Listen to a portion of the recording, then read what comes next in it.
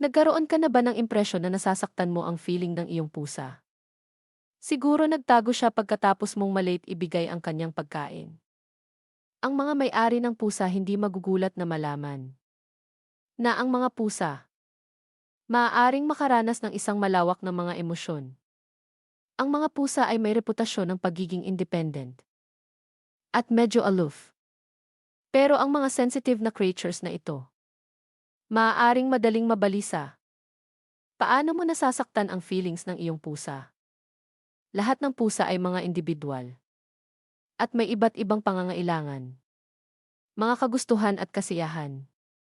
Alamin kung ano ang makapagpapasaya sa iyong pusa. Heto ang ilang karaniwang mga bagay na maaaring ikalungkot ng isang pusa. Una, maruming litter box. Pagpapanatili na malinis at presko ang kanyang dumihan ay mahalaga para sa kalusugan at kapakanan ng iyong pusa. Pangalawa, pagpapabaya sa kanyang food bowl. Gusto ng pusa ang kanilang araw-araw na gawain. At maaaring mabalisa at ma-stress sila sa pamamagitan ng anumang pagbabago sa kanilang karaniwang gawi.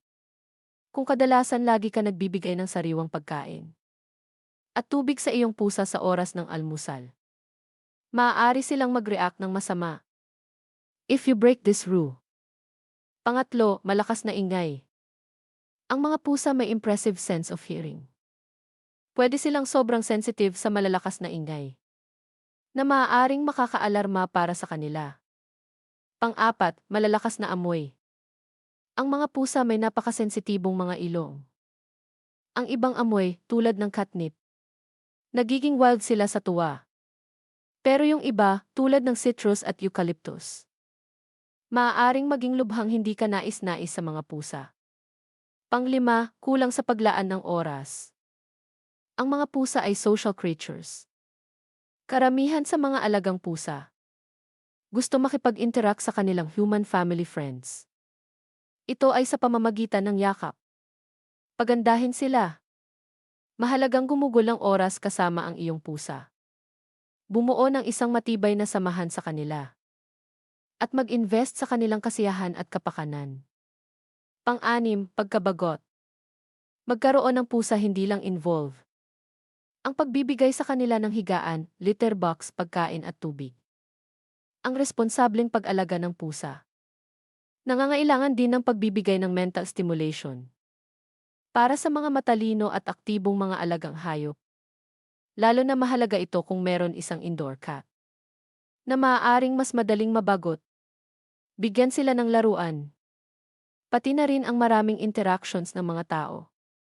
Pangpito, pagpaparusa. Ang pagsigaw, parusahan o saktan ang isang pusa. Hindi ka tanggap-tanggap. Kung nakagawa ang iyong pusa ng bagay hindi mo gusto, huwag sigawan o hampasin sila.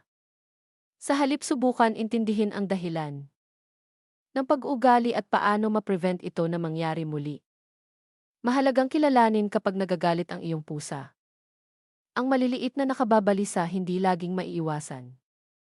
Pero ang mahabang panahon ng stress, maaaring magkaroon ng madaling epekto sa kalusugan sa mga pusa. Ang pangunawa sa ating mga gusto o hindi gusto ng ating mga alagang hayop bigyan ng pahintulot para mabawasan ang stress nila. Mag-improve ang kanilang well-being and encourage a happy household. Thank you for watching. Please subscribe.